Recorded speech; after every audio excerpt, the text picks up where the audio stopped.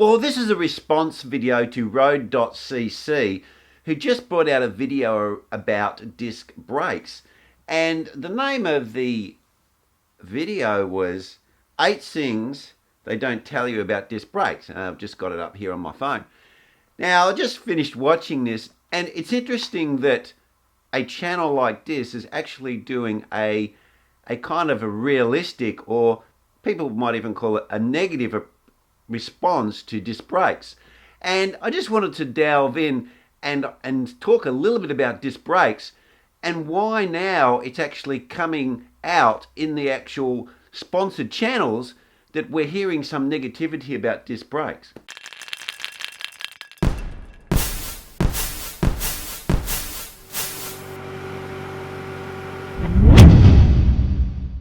Well, it does appear that the tides are turning, even though it may be to a small degree. Now, we've had channels like myself who are questioning disc brake bikes. Now, I'm not saying with my small subscriber base I'm having any impact or even a small impact at all. But there is other YouTubers who are saying this.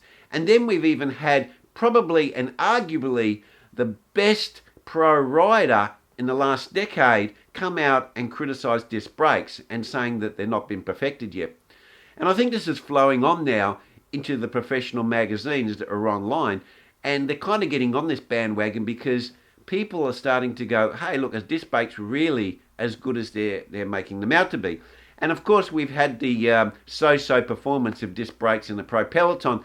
We would have thought that they would have been performing better and giving the teams on these bikes, at least in wet conditions, some huge advantage. Well, the problem that I see with disc brakes and for us consumers is that they have created a system that needs to be set up to a lot higher degree of accuracy. And what I mean by that is with a rim brake, if your wheel's not slightly aligned in the frame, or if that your caliper's not exactly right on your frame because it's on a pivot, and we know that sometimes we haven't got them right so they don't touch the pads or the wheel at the same time, it still works. It still works fine. It doesn't make any huge difference. But with a disc brake bike, it does, because the tolerances are so fine and we have pads that only move such a small amount off the disc, and we've got a caliper that uses a riv nut to hold it on, and which you put into the frame where you've drilled a hole and fitted the riv nut in. All of these things could be slightly out of alignment. And with disc brakes, that just can't be tolerated. And you can imagine if you had a caliper that's sitting like this, and you've got a disc that's sitting like this, it's going to impact on how much space there is to come off the disc. Now, obviously, I'm exaggerating the movements, but this could be quite the case. And we know from other YouTubers that the build quality of some of these frames is pretty so-so. And we've had bottom brackets that are out of alignment like this, that are not even round, they're elliptical. We've had alignment problems with the front wheel and the back wheel. So we've had all these problems that we've seen. Now, on a rim brake bike, it's not so critical, but on a disc brake bike, it is. So if we have a caliper and the riv nuts are not perfectly at right angles to the wheel and the disc, we can have problems. Then we also have the through axle where the wheel needs to sit on a face. So we want that disc to go back and sit exactly the same every time in exactly the same spot. Now, this is the main reason why they went to through axles to cure this, because the first disc came out with quick releases, and of course you have operator error if you don't put them in exactly the same. So they've gone to some degree to try and increase this alignment so everything lines up appropriately.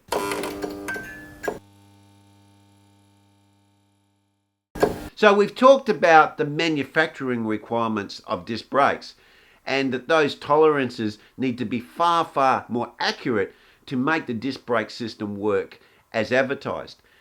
Now, the other problem as well is that when they make these bikes, the surfaces may have a bit of paint on them, they may not have been trimmed off, there could be a burr, could be some flush. The surfacing is done by a machine, it's not perfectly machined because that tool was just before it was going to be replaced, and it wasn't as sharp as when it was new, so you have some variation of the actual facing of the surface as the bikes are being manufactured.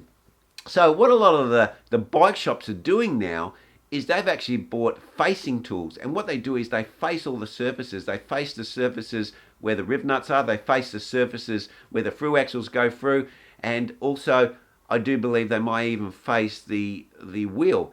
And I've actually been told this by owners of the local bike shops, because they had so much trouble with the disc brakes. They have to do this to minimize any imperfections that may be in those faces that will actually affect the performance of the disc brake. So the first thing is the manufacturers need to get all their tolerance and their rib nuts and everything perfectly aligned. And then we also need to build the bike in such a way that we're ensuring that all of those faces are as flat and as perfect as possible. So when we bolt the calipers on, when we bolt the wheels in, they're going to be absolutely true to the surface and at right angles to the frame, and they're also going to be able to put the wheel in, and that's repeatable time after time. So we don't get into this rub, we don't get this problem taking the wheel out, putting the wheel in, so we have any rubbing. So these are the actual problems, and what this does is it also reflects on people that do their home builds or their own builds, because now it's getting far more complicated. It's not just a matter of learning to put hydraulic fluid in and bleed them.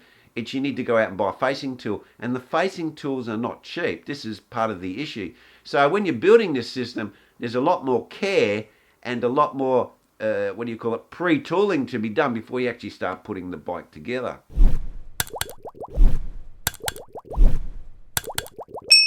So in conclusion, the issue is here that these small things that need to be done to make sure that the disc brakes run properly is compounded if the frame is not within its tolerances or near the edge of its tolerances, and if the build person doing it doesn't actually face all the surfaces. And then we can actually have a system that plays up for the rider and doesn't perform as advertised. Now you might have another person who's actually bought a frame, and that frame is really well within tolerances. It was built at the bike shop knows what it's doing, and he doesn't have any problems with disc brakes. And this is where we get this argument of people say, look, I can't understand what you guys are whinging about. Disc brakes are fine, I have no troubles with them. And then you have another guy goes, I don't even like riding my disc brake bike because it's just a pain in the ass, and I prefer riding my rim brake all the time. And this is where the bike industry needs to sort this out, because what the consumer is paying for with these bikes is incredible amount of money. The bike prices now are really insane, and we need to be able to be getting a product that performs as advertised. And these variances, which are involved in the quality assurance and the build, need to be perfect. It's not really the brakes themselves that are causing trouble, it's the actual variance in tolerances. Well, anyway, guys, leave your comments down below. I just wanted to make this quick response video to Road.cc's video. I've also got another video coming up about one of these little things, this little camera that you can fit in your jersey pocket. It's a 360 camera, and I'm going to show you how these cameras are really fantastic for cycling and cycling photography. So stay tuned for that one. That's coming up soon, and I'll see you next vid. Cheers.